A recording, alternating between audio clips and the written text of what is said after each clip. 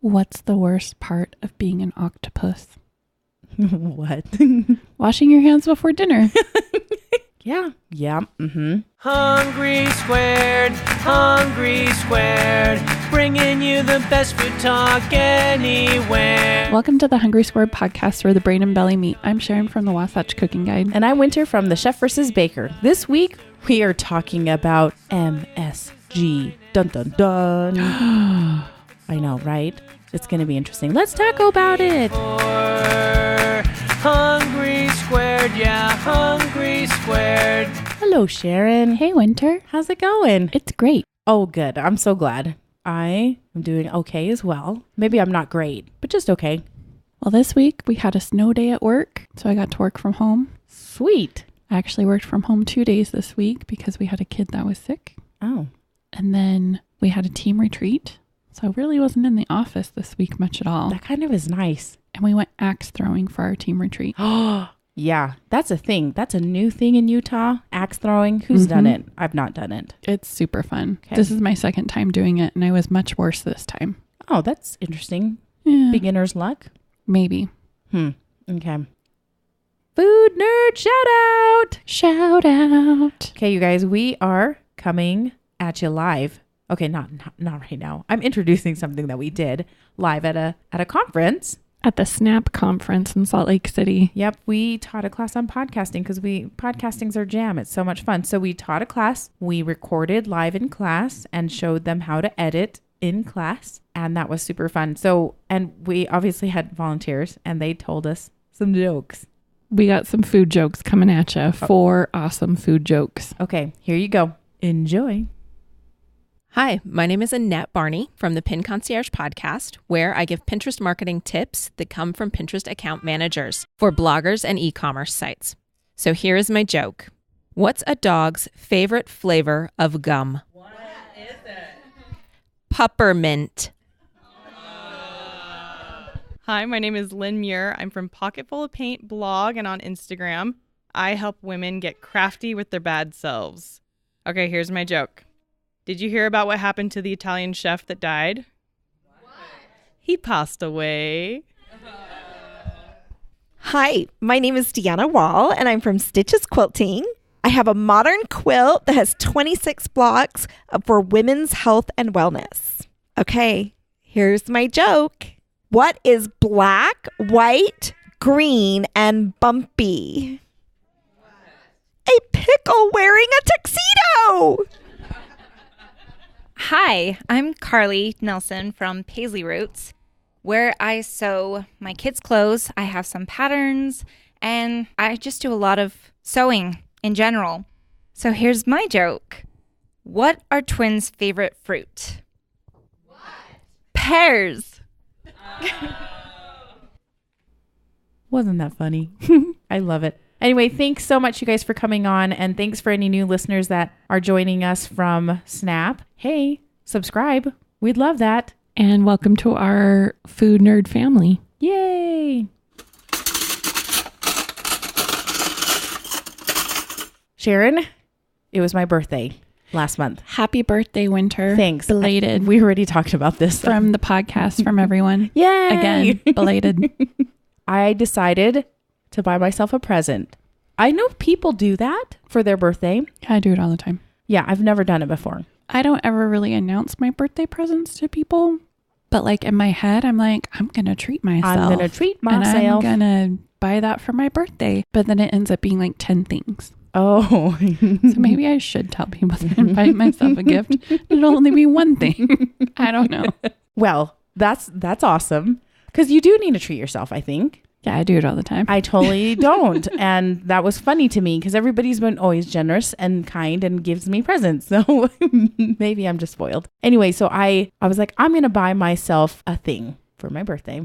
And did you research your thing, or did you have a couple things in mind that you were going to get? I did not really super research it. I happened to get an email from America's Test Kitchen. They usually send emails out about different things like, hey, did you read this last article about blah, blah, blah. And so this one was all about air fryers. Oh. Yeah. And I think I'd gotten it like 2 or 3 days before my actual birthday. And so it'd been on my brain. And they even put a couple of links for like, this is the one we recommend. And then there's this other kind of this one is also a really good one. That's a little bit of a cheaper version you can get at Best Buy kind of a thing, like the cheaper version. How much was the not cheaper version? $250. Oh dear. Yeah. All right.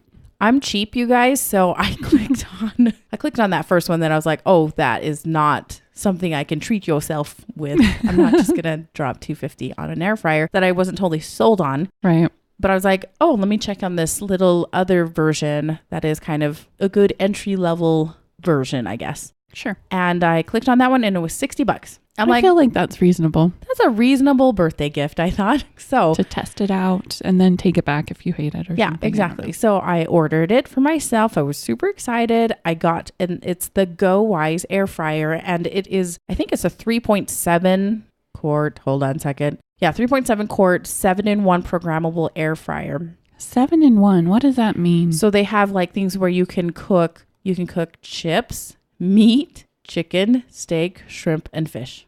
They have different buttons. You know how kind of like, you know how like the Instant Pot. Oh no, you don't really know how the Instant Pot has many buttons. No, I know because I've seen yours. But the air fryer has ones that are like, if you want to do chips, you click on the little chip button and it has a timer thing for it. All right. So I'm not really buying this 7-in-1 thing because like you don't call your microwave like a 12-in-1. Well, I mean, nobody uses that popcorn button. I do. No, you don't. I do. Sort of. You're listening for the pops. I am listening for the pops. Anyway, so I got this air fryer. It's the Go Wise USA air fryer. And it came with a little air fryer book. I did not open it. Lee did. This is always what happens. Something comes in the mail. I take forever to open it. And he's like, I want to use this. Oh, he opened your package. He opened my package. He opened the air fryer and he made French fries. You know, just the frozen French fries. Just chucked them in there. What you do is you stick it in there, leave it in there for about 5-10 minutes. About halfway through, you take out, there's like a little basket, has a handle. You pull out the basket, you shake up, or you can toss, kind of use a spatula to turn things over. Put it back in for the rest of the time. And then it comes out. Is it the same amount of minutes that's on the bag of the French fries? I don't know that. Okay. Lee's always done it. We've kind of... You guys, I like buying gadgets, but I'm usually not the ones working the gadget. So yeah. I know I'm totally slacker, but those French fries were delicious. Okay. They were crispy and crunchy and soft on the inside, just kind of like the way I like French fries. I was like, I am a fan of this. Okay. The air fryer. But then we've done other things. We've done like breakfast potatoes. I reheated some nachos in there. How did that work out? It was really good. Oh, because okay. you know what? When you use a microwave, it's all soggy. If you use an oven, it takes forever. And it usually is just that top, right? It's weird. It's weird. I did it in the air fryer. Everything was still kind of crunchy. Nice. It was awesome. Okay. So we haven't done a ton of stuff in it. I will report back. But so far, I'm loving it. I'm probably going to say, I'm going to hold judgment on my stars until I've done a few things. That includes meat, chicken, steak, shrimp, and fish. All the meats. I've only done the chips button. Okay, so based on the chips button, what would you rate it? Oh my goodness, 5. Oh, okay. Because hands down 5 stars. Those chips are just like I like them. They're delicious. So 5 out of 5 stars for the Go Wise chips. USA for the chips. But I will, like I said, I will report back and let you know how the chicken goes. Okay. Shrimp. I'm sure shrimp will be great, actually, in it. Shrimp's kind of hard to mess up unless you overcook it. You can overcook it, and I've had plenty of overcooked shrimp in my life. Sure. But, I mean, depends on what you have it with. Yeah. True. Okay. All right. That's for now. I will report back in like another month. How about that? Sounds good. And now for the main course. Let's get down to our main topic at hand, which is MSG. Monosodium glutamate. Did you catch that, everyone? Monosodium glutamate. MSG. That's what it stands for. So we actually had a request from our listener, Jamie. Hey, Jamie.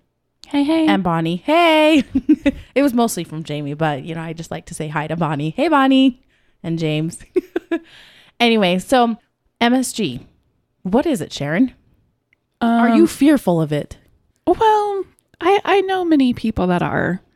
I've never thought that the MSG headaches and whatnot is a thing. I think we'll get into that in a few minutes, a few moments. I'm not fearful of it. I know that foods cooked with MSG, that like if you're reading ingredient labels, things with MSG usually taste better. Yeah. They kind of have an addicting quality. Yeah. So, what it is, per Harold McGee, in his section of on cooking, he talks about 4 basic food molecules. And so he talks a lot about amino acids and peptides contributing to flavor. Mm-hmm. And one of those is MSG. Many single amino acids and short peptides have tastes of their own, and in foods where proteins have been partly broken down, like aged cheeses, cured hams, and soy sauce, they've been broken down, they kind of ferment and things like that. Yeah. These tastes can contribute to the overall flavor. Right. Many tasty amino acids are either sweet or bitter to some degree, and a number of peptides are also bitter. But glutamic acid, better known in its concentrated commercial form as MSG, monosodium glutamate, and some peptides have a unique taste that is designated by such words as savory, brothy, and umami. Umami. Which is the Japanese word for delicious. Yay. Which we all know is kind of another taste in your salt, bitter, sweet, sour, and umami. Right. It's more of a savory flavor. They lend an added dimension of flavor to foods that are rich in them, including tomatoes, certain seaweeds, as well as salt-cured and fermented products. When heated, sulfur-containing amino acids break down and contribute to eggy, meaty, and aroma notes. So he talks a lot about their protein structure and things like that. So Sharon, just on a side note, because you mentioned this, Lee and I actually took a cooking class recently at Harmon's on ramen. And in order to make the broth more savory, we just got some beef stock, right? Our teacher, Casey, hey Casey, he basically said, you cut off a little square of this, it's called kombu. Oh yeah. It's the seaweed. And he's like, this is what contributes to the umami flavor of the ramen broth. And so we broke off this dried square of seaweed, put it in. After it had been sitting there for like an hour or so, it had obviously rehydrated. It was quite large and kind of gelatinous-y. The broth was delicious. Like it was. So you mentioned that they talked about having it in seaweed and such. As there's many foods that it's found in naturally. So the discovery of MSG actually happened with seaweed. So it was a seaweed that provoked a breakthrough in the understanding of human taste and also brought the world the controversial food additive known as MSG. Yeah. So for more than 1,000 years, the Japanese have been using the brown kombu seaweed as a base for soup stocks. In 1908, a Japanese chemist, and I'm going to butcher this name and I'm really sorry, Kikunai Ikeda. I think, that's pretty close. Kikunai Ikeda found that kombu is an especially rich source of monosodium glutamate. He also found that MSG provides a unique savory taste sensation different from the standard sweet, salty, sour, bitter. And he named that sensation, like in 1908, he was the chemist that named that sensation umami, and pointed out that other foods, including meats and cheese, also provide it.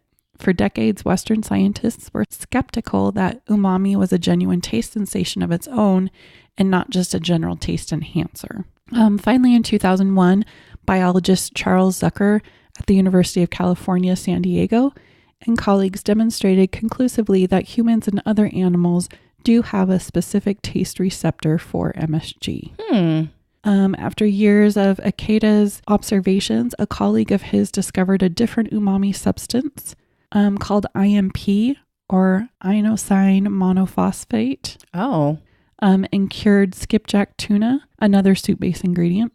Then in 1960, Akira Kuninaka reported an umami substance in shiitake mushrooms. Yes. Called GMP. guanosine monophosphate. Oh, guanosine. Kunanaka also discovered that these different substances were synergistic with each other and with MSG. So a very small amount of one of each strengthens the other's tastes. Sensory scientists are still working to understand the nature of these effects. After Ikeda's initial discovery, the Japanese company Ajinomoto began selling pure MSG as a seasoning. So they extracted it from wheat gluten proteins that are rich in glutamate. And that's what kind of gave it its name. It caught on quickly, first with cooks in Japan and China, and then with food manufacturers throughout the world. And now that corporation is a multinational corporation. It and other companies produce MSG by the ton. Yeah. And they use bacteria to kind of synthesize large amounts and excrete it to the liquid that they're growing it in. So that's how they do it. Wow. It's turned into this huge manufacturing boom. Yes. And from the history, from what I understand, is that it was a boom. Like, people used it in everything. In fact, they talked about, I think in Japan, they talked about how using MSG in your foods, they would encourage housewives and such to use it because it would make you a better cook.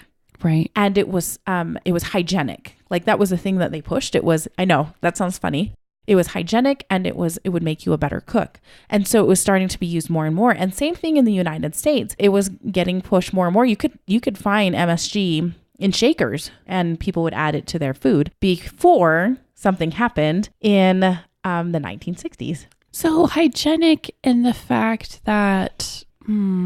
I think it was because it was a chemical. Do you know what I'm saying? Like, it was... Because you're not having to grow it on moldy food or something like that. Or like, yeah, I'm not totally sure. Simmering food for hours and hours on end. Yeah. And probably something like that. It was just something that you could just shake it on there. It was like, I'm not totally sure what they meant, but I read that. I was like, that's interesting that they were marketing it that way. Yeah. It's like, interesting. Okay. So... and then in the 1960s hit. Yes, the 1960s hit. And so MSG was used quite often. People used it. It was used in preparation of foods as well as like packaged processed foods. It's in a lot of stuff. Soups, your Campbell soups, your potato chips, your Doritos. I mean, all of these wonderful things that we eat. There's MSG in it, people. So what ended up happening was in the 1960s, a letter was written by a gentleman. He is a doctor, a Maryland doctor, and his name was Robert Homan Kwok. And he wrote a letter. I just want to point this out. It was a letter. It was a comment on something he observed. Okay. And it was not a peer-reviewed experimental. It wasn't an article. It was not an article. It was a letter. Okay. I just want to point that out first and foremost. So he wrote in this to the New England Journal of Medicine, a very prestigious science medical journal, right?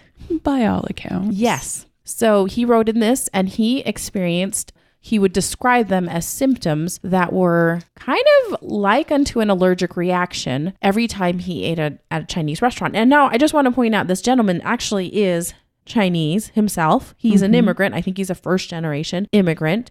He even states in his letter, and I just want to say that how things can super blown out of proportion, I personally think. But he says, I would feel flushed. I was getting headaches. I was kind of feeling some numbness in my arms and such after he had eaten some food at this Chinese restaurant. And he was wondering why this happened. And he actually proposed a few possible things that it could be. He said, maybe it was the wine I was drinking. Totally possible. Once again, he's Chinese. And you can have Asian flush. That's a thing. It's common for Asian descendant. Yeah, you just don't have this enzyme that can break that down. So you get Asian flush. He also suggested maybe it was the spices in the food. He also said maybe the salt. Just the salt content in Chinese food is causing this flushing. And then he also stuck in there, or maybe it's MSG. Okay. They had this letter that they published. You guys, I just want to tell you that this entire story made me so angry. So angry. Yeah. I've known Winter for many, many years, over a decade now, I think. And she is angry and rightfully so, I think. Yeah. So he wrote this letter, but the New England Journal of Medicine, I'm not sure who decided to do this. They put a title for this letter because there's not really a title, right? So they published it, but they wanted to put a title on it. And so they... to make it look like an article. Exactly. So they put a title on this letter, kind of almost to describe this collection of symptoms as Chinese restaurant syndrome. Okay. Which is super racist, guys. This is in the super racist. So this is in the 1960s. I just want to point out. I think it was like 1968. It was the late 60s. Yeah. And so I'm reading this and I'm like, okay, I've had MSG. Like I didn't really ever buy MSG. I don't remember my dad buying MSG, but like you said, there's tons of, there's MSG in soy sauce. And there's all these flavor components all in Chinese food. So as I'm reading this, I'm just getting angrier and angrier because apparently this set off a firestorm of other people writing into the journal in response to this letter, which is not scientifically proven. He just commented on something he experienced. And people are like, oh my goodness, I experienced these same things too. I think it is the MSG. They would list off headaches and vomiting. Like all of these things. Okay, fine. People love to read into things. So that, of course, started research in MSG because, like I said, there is a lot of MSG. MSG is commonly used in the Chinese, a lot of Chinese cooking. It's also in your junk food like chips. Exactly. So there was one particular neuroscientist. His name is John Olney. He published a study also, and he injected, let me just point out, the additive, the MSG, directly into white laboratory mice and found that the test came back and caused quite a few neurological problems in those white laboratory mice, including brain lesions and impaired development. Now, back to back, seeing this letter, right? And then this study by John Olney that caused a scare. So then that caused this whole no MS, we don't want to eat at these places. Basically Chinese restaurants took a hit because it was correlated. Does that make sense? Right. That Chinese food has MSG. It's going to cause neurological developments and brain tumors, right? Because it did it in a mouse. And I just want to point out that there's a couple of problems with his study, in my personal opinion. Let's hear it. Okay. So first of all, he injected the mice and he was injecting it under their skin. And so that is not even the route of administration that we would consume it in, right? We're taking it orally. So the gut, its glutamate is metabolized in the gut. So if you're just sticking it in the skin, it's not going anywhere. So that's one problem. Didn't even look at the right route of administration, right? Right, because your body can't break it down. It's not going to break down anything if you're just putting it under the skin. Yeah. It will break it down, but it's not going to be the way that we're kind of maybe having a question about it. So, well, if you start injecting gravy or mashed potatoes under your skin, you're probably going to have some issues. You think? And if you have a tiny body that's about 3 inches long, I know, like a laboratory mouse, you're probably going to have even more problems. So the other issue is that his doses of MSG that he was injecting into these mice were doses that would be like giving doses, they would be more apt for the size of a horse. So they were getting injected with excess amounts of MSG. Anything in excess is going to be toxic, right? Right. Water can be toxic too if you drink it in excess, people. Okay. So there's some issues there. Unfortunately, because it kind of got published right after this letter, everybody basically freaked out. And I was like, why did it persist though? So if you keep going and looking at other studies that happened in the 90s, there was one study, it was 71 subjects. They wanted to see if they had any reactions to MSG in relation to the Chinese restaurant syndrome, right? And they did not find any issue. There was no difference between the control group and the people that got the MSG. There was another study by Catherine Wassner's team, and it was a single blind controlled study. They looked at MSG in 100 asthmatic patients, right? Because you would think that would maybe cause some issues, some lung issues. And 30 of those 100 patients believed that they had a history of this Chinese restaurant syndrome. Only one showed signs of reduced lung function after exposure to MSG, but then they were that particular patient was tested again, and the test came out negative again. So once again, there's still another study came out and another study came out. There was more studies looking at MSG, and once again, they were not able to reproduce anything that would say MSG is the cause of blah, blah, blah, blah, blah. I think something to point out too is when people think that they get sick from MSG, they commonly believe that it's associated with Chinese food. There's a difference because it's usually white people who will tell you this too. I'm just going to put that out there. It is. And it's usually because I think it's an overeating type of a situation where we eat Americanized Chinese food, which is fried. We're Americans. And so the way that we eat is we order our own individual dish. Most Chinese places are served family style, so you're meant to share it. There's a lot of food on those plates. There's a lot of food on those plates, many servings, and you're consuming all of it. All of it. You're consuming like what should be 4 to 6 servings of this food. Yeah. And then you're complaining that you get sick. Yeah. It's not a thing, people. You're overeating.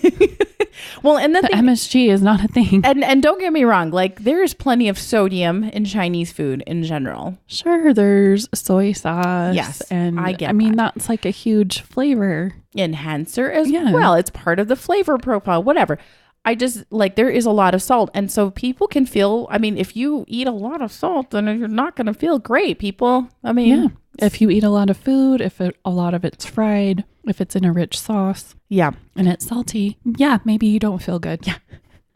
So I just want to say that the FDA has deemed MSG as generally safe. Generally recognized as safe. So GRAS is the terminology, GRAS. And that was in 1959. And they talk about, they recognize that it's totally, you can eat it. And because people use it, major manufacturing companies use it in a lot of processed foods. People. There's major restaurants that use it. My husband, Ike, he's worked at several world-class restaurants here in Utah, at some of the resorts in Park City, like Waldorf Astoria and things like that. Those kitchens are using MSG. I just want to point that out. They are. He knows that they are. That's one of the ingredients in some of their foods that they're cooking, their dishes. He's worked at several world-class restaurants, and I'm not pointing fingers to anybody or anything like that, but I'm just giving an example of some of the places that he's worked. But they've all used it. Yeah. It's there. And so I was like, why did this persist? And I realized that people love to grab onto things and kind of give an excuse for things. They talk about the placebo effect or maybe the nocebo effect. Me too. Yeah. But one of the things that I didn't quite realize the whole MSG thing was an issue for, and even the Headache Society that originally put MSG on their list of no bueno, like not having it on their list, which will cause headaches. They took it off when they realized that the science wasn't there.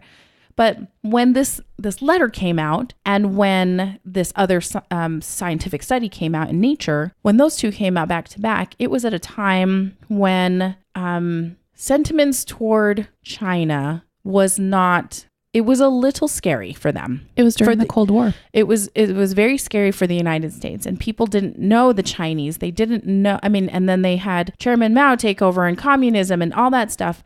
And so it was, I think I'm going to just put it out there that I think there was some xenophobia, some fear, some racism toward a particular group of people because they were unsure. The American people were unsure of what was happening in China. That was why I was really angry when I was researching this, because I understand, because that was a very, I think it was a volatile time in the politics of the world. Yeah. And so that was the reaction that happened, and American Chinese people suffered because of it, because they, unfortunately, some of their, I'm sure, businesses suffered because of it. Everybody was so quick to oh man, I'm suffering from this. I better make sure that I put no MSG on my signs and on my menus so that people will come and still eat here.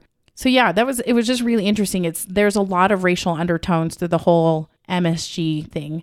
It is thankfully, there's a lot of really up and coming chefs, quite famous chefs. David Chang, he is a huge cheerleader for MSG, that it creates this umami, it makes food better, and he uses it. He's pro MSG. He is. Something else that I really love about David Chang is that he is a proponent for confronting racism in food. Yeah. If you've ever watched the Netflix special that he has called Ugly Delicious, It's so interesting. you'll know what I'm talking about. And if you don't, please go watch Ugly Delicious. Yeah. Watch the episode about fried chicken. I don't know if particularly. I read that one. Okay. It's good.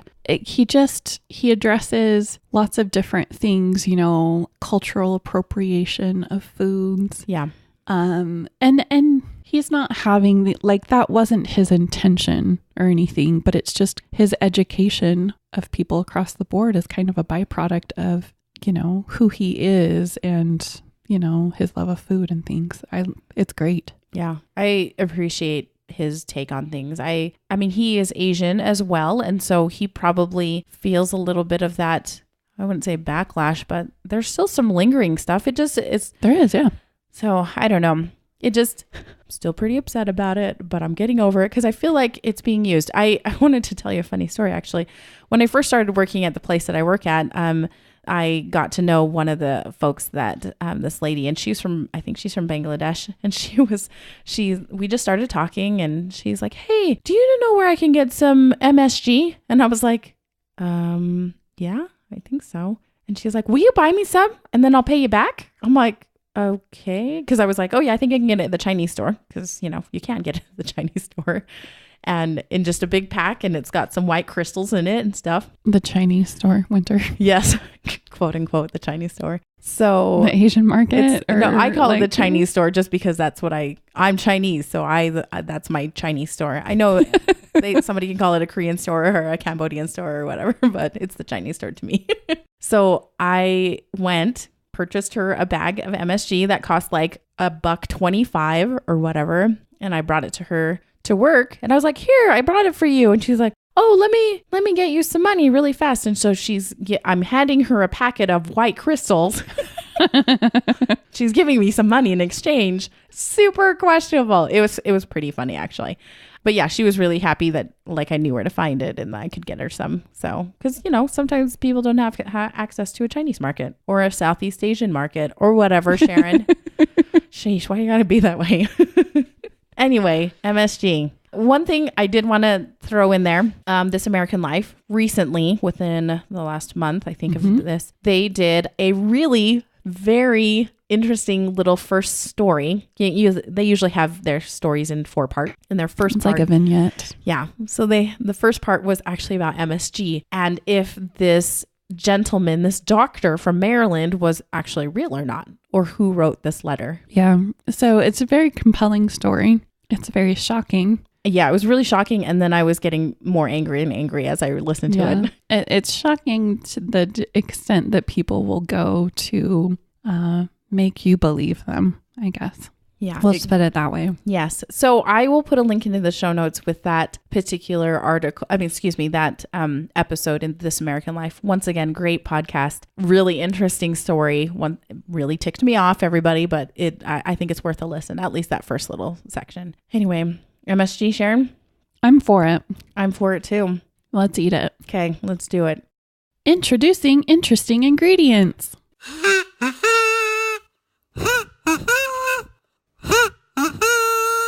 Interesting ingredients this week, Winter. What is it? Bird rub. What? So, what are you talking about? Bird rub? Yeah. Is it like a meat for your rub? Meat. Yeah, a meat rub. So, but it's for birds, chickens? Yeah. Turkeys? Yeah. Ducks. Quails? Yep. Cornish game hens? Pheasants. Whatever you want. Geese? The gander. I've never heard of bird rub before. Well, if you open our cupboard, our spice cupboard, we have, and I'm not even kidding, and it's a large cupboard. Like, we live in a townhouse, guys, and so it's kind of a apartment style kitchen. Yeah. It's a little large for what it is, which I am appreciative of, but we take up some prized real estate in there. 2 shelves of the large cupboards. Okay. So it's like the double doors. Yeah. So a bottom shelf and a middle shelf. And you could put tons of stuff in there. Yeah. We choose to use it for spices. It's important. Yeah. So it's a lot, guys. It's a lot. But if you open our cupboards, you will see a mason jar that is like a quarter full. You'll see 2 mason jars, and one says bird rub, one says pig rub. And there's a third jar, but it's out, and it says cow rub. Oh, okay. So I'm assuming because we use our big green egg. Yes, we do too. All the time. We used it a couple times this winter. We don't use it when it's snowing because we're still a little bit chicken about that. Yeah, chicken. Yeah, we're chicken. But we've got these rubs that we use on our meats that Ike has prepared, and he bases his recipes off of Franklin Barbecue. Oh, yes. They've got Austin. Hello. Yeah, they've got a cookbook. If you're interested in barbecue, it's a great cookbook. It's very educational. Their barbecue is so good. Even if you don't have a smoker, it's very educational. And they've got some other recipes that, like, they've got great potato salad and slaws and stuff like that. So our rubs are based on their recipes. And okay. We've got this jar that says bird rub and pig rub right now. Right. And we go and we have a freezer full of meat. Mm-hmm. It's partially full now because we've kind of been working through it. But lately, as I've been trying to meal plan, I've been trying to be conscious of using what we have and things like that, and just trying to cut back on our budgets lately. And so we've got a lot of ground chicken right now. Ground chicken? You don't really see a ton of ground chicken. Well, you see it actually. I mean, I don't know. I must not be paying attention because I never think of getting ground chicken. Right. But it's healthier than ground beef. Right. Healthier, totally. quote unquote. It's white meat, right? Yeah, right. It's a leaner protein. Right. And it's probably just as equally fine for you as like extra lean ground. Right. Whatever. So it's not a health food, supposedly, but it's a lean meat. It's a lean protein. So we've got a bunch of ground chicken because we got it on sale, 5 for $20. Yeah. So these are like 1 to 1 1/4 pound packages of ground chicken. Yeah. And they had at the store that we go to, they had a 5 for $20 meat sale. Which is so great. Yeah, love that. They do it a couple times a year. Thanks, Harmon's. So we had some ground chicken that we needed to use. And so I browned it up and put the bird rub on it. So just sprinkled it on, just some? Yeah. So I kind of did it like I would tacos, and I used like 3 tablespoons of our bird rub. That seems for like 1.5 pounds or so. Mm-hmm. Yep. Oh, okay. 3 tablespoons even seems like a lot. Is it really salty? It wasn't too salty, but I did notice that it was a little bit too sugary. Interesting. Because I mean, it's rub, right? And so it's designed to be on there for a long time. Yeah. But I was just playing around. So because I couldn't figure out what to do with this ground chicken. So I made ground chicken barbecue sloppy joes. Nice. 3 tablespoons kind of equals about 1 ounce. Mm-hmm. And that's what you would find like 1 1/4 ounce in one of those packet things, like a taco seasoning packet that you get at the store. So I was like, okay, so I'm just going to use 3 tablespoons of this stuff. Yeah. It was slightly sugary. So I just kind of let it cook down and deglaze the pan with some broth. Nice. And barbecue sauce. So then I added barbecue sauce on top of that. So it was extra sweet, but it was pretty tasty because there is quite a spice kick in the rub. It's nice. So this bird rub is a recipe that we can get in the Franklin barbecue cookbook that you guys just make on your own. Do you know what are the main components on those ones? There's a lot of smoked paprika. There is turbinado sugar. There is real salt. Nice.